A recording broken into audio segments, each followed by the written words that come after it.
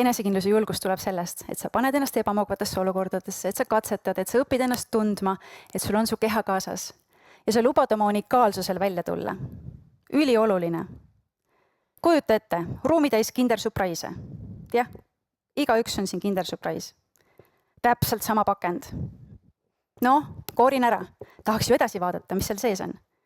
Seesama šokolaad. No okei, võib-olla see maitseb mulle. Ma söön seda vahel harva.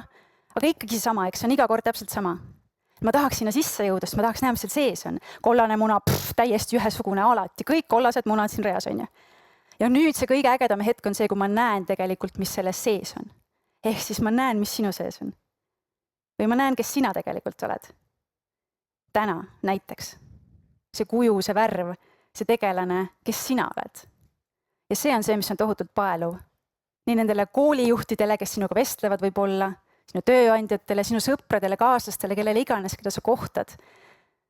See, mis seal Kinder Surprise'i sees on. See on kõige ilusam ja kõige parem koht, kus olla ja mida näidata, sinu ehedus. Ja kui sa oled ehe, kui sa ei mängi kedagi, kui sa ei tule siia lavale mingi maskiga või sa ei lähe sinna intervjuule mingi maskiga või sa ei käi ringi kogu aeg maskiga, et ma olen tegelikult selline kõva fa vend, aga tegelikult olen päris nunnu ja pehme teises kohas.